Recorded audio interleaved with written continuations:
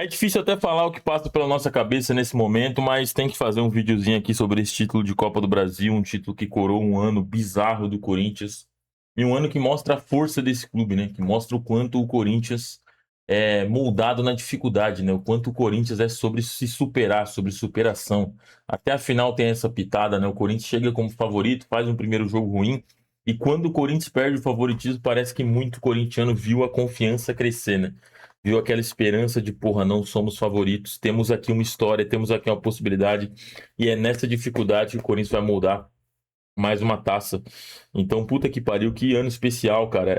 Falando aqui com a minha comunidade, não só com, né, tem pessoas novas também, talvez estejam assistindo esse vídeo, mas foi um ano bizarro, assim, a gente compartilhou muita coisa difícil nesse ano de Corinthians.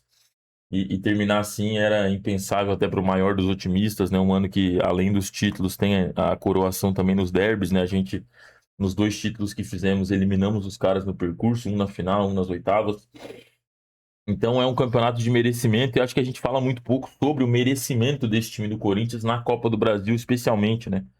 Sim, quem mais merecia esse título era eu, era você, somos nós, torcedores. Mas esse time fez muito por merecer ganhar a Copa do Brasil. O Corinthians, de ponta a ponta, fez uma campanha de campeão. O Corinthians foi tomar o primeiro gol na semifinal. O Corinthians perdeu um jogo só. E não enfrentou adversários fáceis, né? O Corinthians enfrentou adversários difíceis.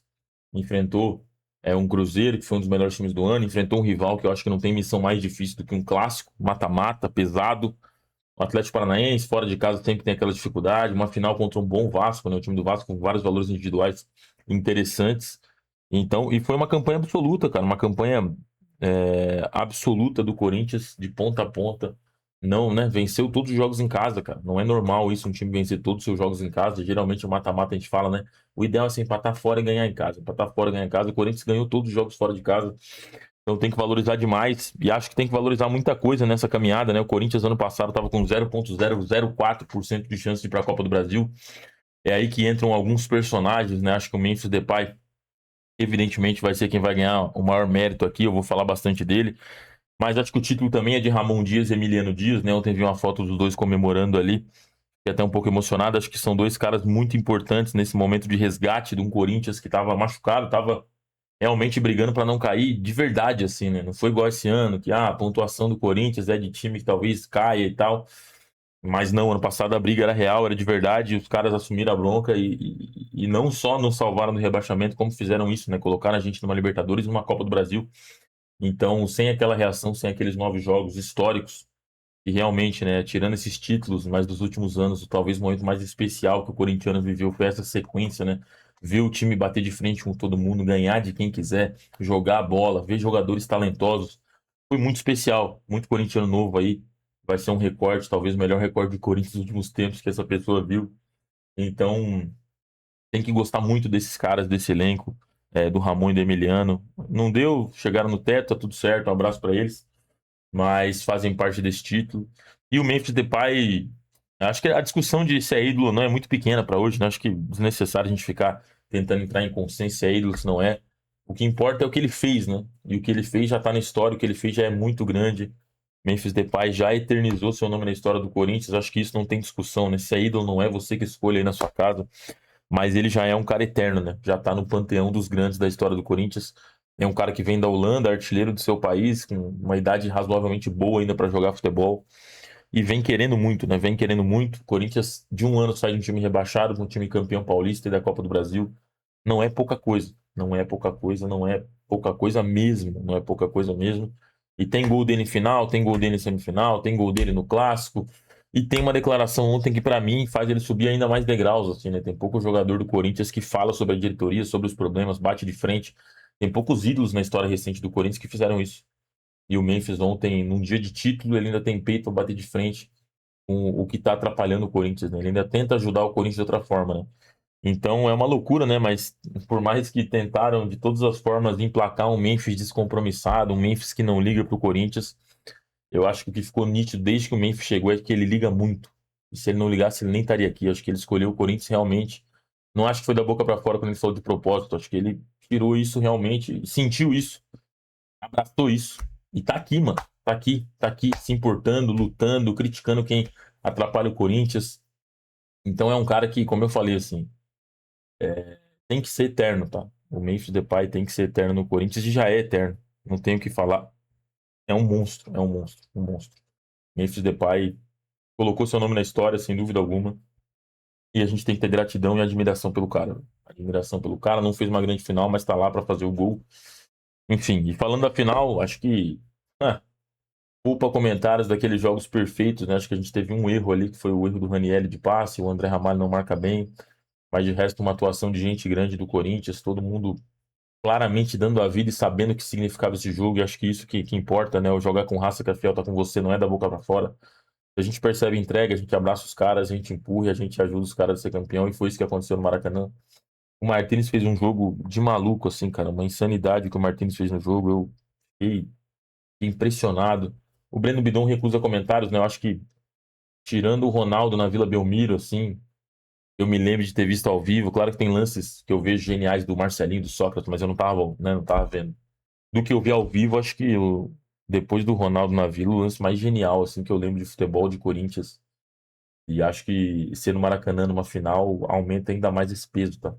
É um lance, assim, realmente de alguém muito diferente, alguém mais do que talentoso, alguém corajoso, né? Alguém, enfim, é um lance, também aquele lance que coloca o Bidon na história do Corinthians, tá? Centésimo jogo dele aí como profissional. Eu já critiquei bastante ele, peço desculpas aqui, mas acho que faz parte do processo também. E é um gol ontem, o Bidon ontem teve um jogo muito grande, né? Muita responsabilidade sem o Garro. Você via que ele estava ali realmente como 10, né? Tendo que criar, tendo que começar jogadas, bem afobado algumas vezes, tentando muito essa enfiada de primeira pro Yuri, tentando achar a jogada que o Dorival desenhou pro Corinthians, que o Mateuzinho achou, que o Martínez achou em determinado momento. Mas esse lance é lance de gênio, assim, você pensar no cenário, né? Maracanã lotado, o Corinthians tinha tomado um gol por perder uma bola exatamente ali no meio de campo, né? O Ranieri tentou um passe, perdeu a bola, os caras contra-atacaram e mataram, né? Então, para você ter na sua cabeça, pô, vou tentar dar um drible aqui de costas, uma meia-lua, você tem que ser muito corajoso, muito louco, muito corajoso e muito talentoso, né? E o Bidon ali mostrou que tem as três coisas. Eu já critiquei muito o Bidon pela personalidade e acho que não tem gesto de personalidade maior do que tentar um lance desse numa final, sustentar a pancada que você tomou e dar sequência na jogada. E aí ele acha o Mateuzinho, para mim, outro destaque dessa Copa do Brasil, o Mateuzinho decisivo contra o Cap, com assistência pro Guinegão, decisivo contra o Palmeiras, com assistência pro Memphis, e decisivo na final também, com duas participações em gol. Na primeira assistência pro Yuri é genial, absurdo, um passe bizarro que ele acha, e na segunda ele faz tudo certo também. Fez uma semifinal muito boa contra o Cruzeiro no jogo de ida também. Então, por mais que fique, o Arroio fez 2 gols nele, etc e tal, um cara que desperta um ódio em muita gente pelas provocações, mas acho que é um lateral para anos de Corinthians também, estamos bem servidos e tende a evoluir. Se tiver um banco ali, uma sombra, acho que ele melhora ainda mais. Bidu, outro destaque da Copa do Brasil, espetacular também, gols importantes. Gustavo Henrique, o Ramalho fez uma fase final justa, tem que ser justo aqui. É quem falha ali no gol e tal, mas de resto, assim, acho que fez uma boa trajetória de semi e finais aí.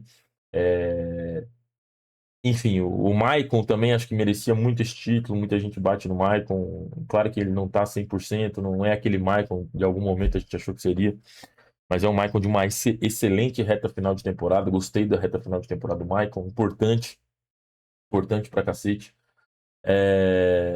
O Ranielli, enfim, tem as suas oscilações no jogo, mas importante também. O termômetro do Corinthians, quando ele vai bem, né? Todo mundo vai bem. O Memphis, já falei, agora falar um pouquinho do Yuri, né? Então, o Yuri Alberto. Eu defendi o Yuri Alberto até 3 dias atrás, tá ligado?